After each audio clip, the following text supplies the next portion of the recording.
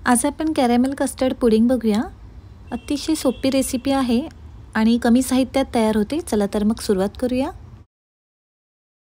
इथे मी अर्धा कप दूध घेतलेले आहे आणि त्यामध्ये 2 चमचे कस्टर्ड पावडर आपल्याला मिक्स करून घ्यायचे आहे। गुठळ्या न होऊ देता आपल्याला व्यवस्थित असे हे मिश्रण तयार करून ठेवायचे आहे। त्याचबरोबर 5 ब्रेडचे स्लाइस घेतलेले आहेत। त्याच्या साइडच्या कडा कट करून आपल्याला हे मिक्सरमधून बारीक करून साइडला ठेवून द्यायचे आहे। आता आपण कॅरेमेल बनवायला घेऊया। त्यासाठी एका पॅन मध्ये मी अर्धा कप साखर घेतलेली आहे। गॅसची फ्लेम आपल्याला स्लोच ठेवायची आहे आणि ही साखर आपल्याला वितळवून ह्याचे कॅरेमेल तयार करायचे आहे।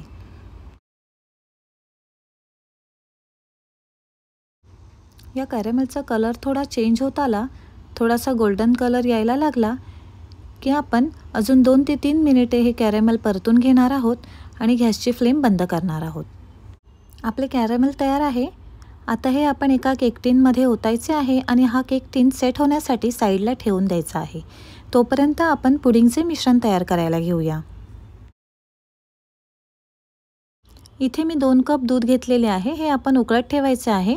उकळी आल्यानंतर यामध्ये आपण अर्धी वाटी साखर घालणार आहोत आणि हे आपण छान असे मिक्स करून घ्यायचे आहे।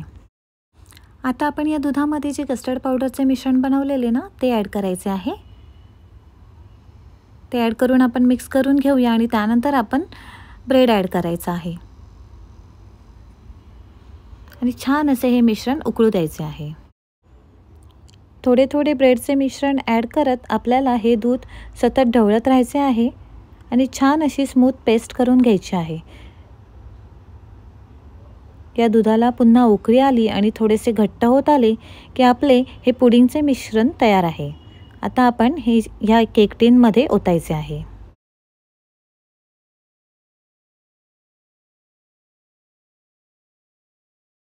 एका साइडला एका पॅन मध्ये मी पाणी उकळत ठेवलेले आहे।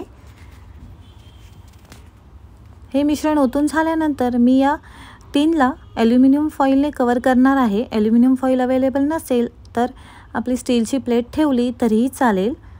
झाकण ठेवून आपल्याला हे जे मिश्रण आहे, हा जो टिन आहे हा स्टीम करण्यासाठी ठेवून द्यायचा आहे। पाणी उकळलेले आहे, त्यामध्ये मी एक स्टँड ठेवलेला आहे। आता या स्टँडवर आपण हा पुडिंगचा टिन ठेवून द्यायचा आहे आणि झाकण ठेवायचे आहे। या ग्लास लिड मधून वाफ जाऊ नये म्हणून हा जो होल आहे ना तो मी लवंग लावून कव्हर करत आहे। 25 ते 30 मिनिटे आपल्याला हे मिश्रण स्टीम करून घ्यायचे आहे।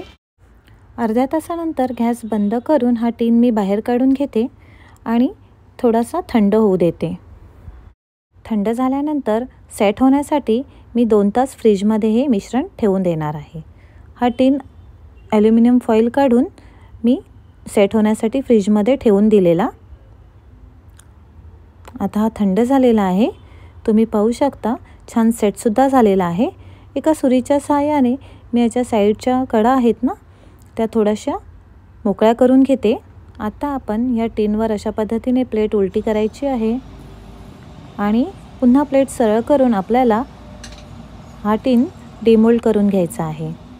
आपले कस्टर्ड कॅरेमेल पुडिंग तयार आहे। तर तुम्हाला हा व्हिडिओ कसा वाटला हे मला कमेंट करून नक्की सांगा आणि व्हिडिओ आवडला असेल तर व्हिडिओला लाईक आणि शेअर नक्की करा। थँक्यू।